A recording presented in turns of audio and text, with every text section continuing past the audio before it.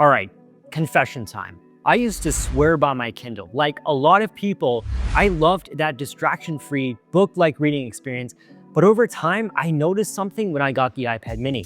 Every night when I went to read, the Kindle was just sitting right there on my nightstand, but I kept reaching for my iPad mini instead. So for a whole year, I've actually replaced my Kindle with the iPad mini, and in today's video, I'm going to break down why I replaced my Kindle with the mini as my main e-reader. I'll cover the advantages that the Kindle still has and 8 big reasons for why the iPad mini wins out, and a few pro tips that will help you transform your iPad mini into an even better reading companion. Look, if you've been subscribed to my channel for a while, then you probably know 2 things. 1, I love reading books, and 2, I love the iPad mini. In fact, I've actually done a lot of videos on my channel going over the reading experience with the mini. But first, here's the backstory.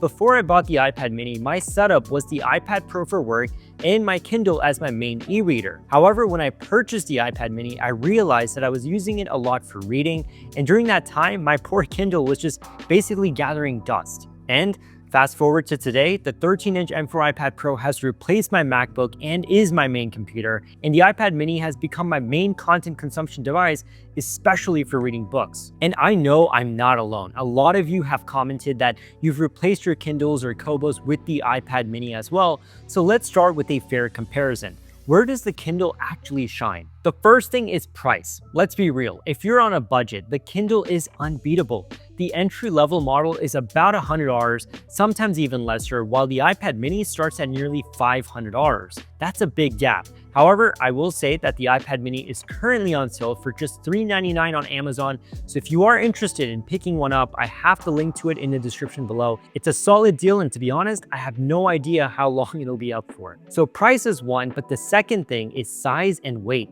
The Kindle is smaller and lighter. You can hold it with one hand while sipping your coffee with the other. The iPad mini is still small, but a bit heavier. You can also get something like a smart folio for the mini where you can prop it up while reading, but the Kindle definitely wins out of the box. The third thing is perhaps the biggest thing, battery life.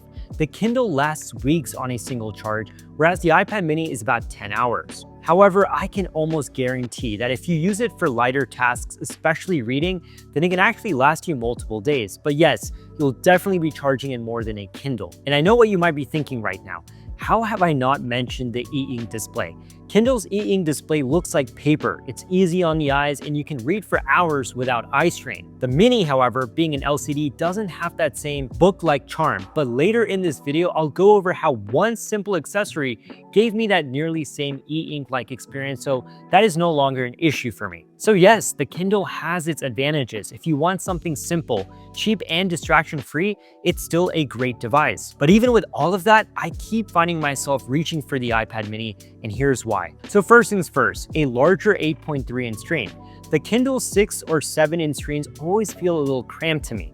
With the iPad mini's 8.3-inch display, text feels more open and I'm not flipping pages every few seconds. It's just more comfortable for longer reading sessions. And the best part is that though the screen is larger, the overall form factor of the device isn't that large thanks to its narrow borders. Another great thing about the mini is its 2266 by 1488 resolution at 326 pixels per inch.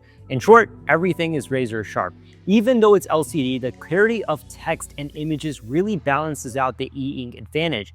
Everything looks crisp. And yes, it's not e-ink, but I promise you, I will get to that part in a second. The third thing you get is a full color display. And I know what you might be thinking, that Kindles and other e-ink readers now have color e-ink displays, but guess what? I've used them and the iPad still destroys them, especially when it comes to reading comics, PDFs, and illustrated books. The color e-ink displays make everything look washed out, and to be honest, I wouldn't even bother. On the mini, everything is vibrant and detailed. If you read magazines, manga, or graphic novels, this is a big deal. Another big deal is when it comes to speed and performance.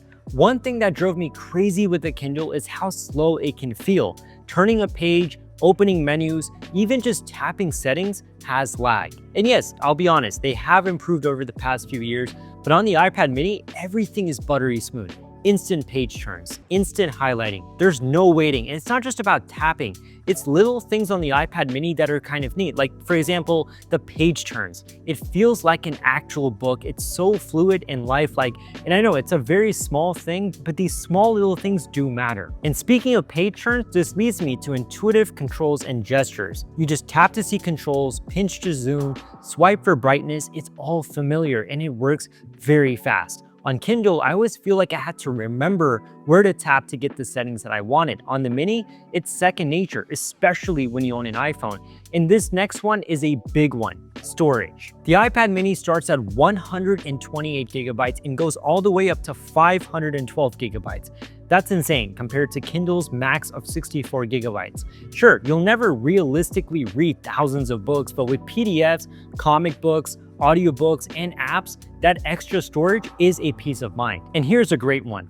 Multiple ebook services to choose from and use. And this is my favorite reason. On the Kindle, you're kind of locked into Amazon's ecosystem.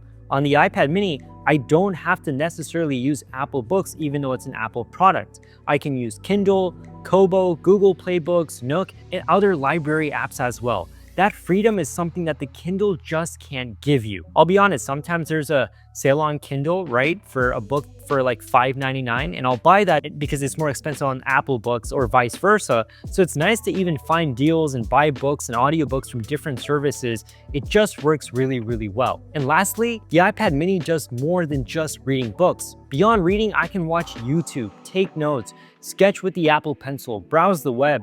That versatility means it doesn't just replace the Kindle, it replaces a bunch of other devices as well. It's also a great companion as well. When you're traveling, you can have your main computer for work and productivity, and an iPad Mini for reading books and watching movies. Now, I can already hear the Kindle fans saying, but it doesn't have e-ink, so it's not a real e-reader.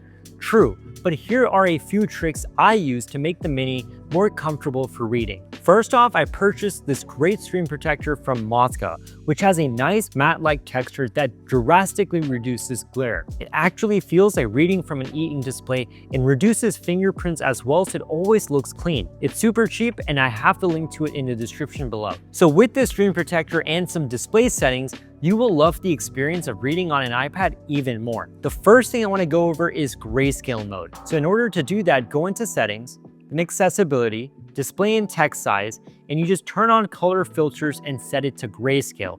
It strips the color, saves some battery, and makes it feel more like a Kindle. Then you have guided access, and this is genius. This is very helpful because when you triple click the top button, you will only stay in the app that you are in. So for an example, when you're in your e-reading app of choice, you just start reading. You are in the app and away from all distractions and pop-ups that might come away because you can only flip through the pages of the book that you're reading, and that's pretty much it.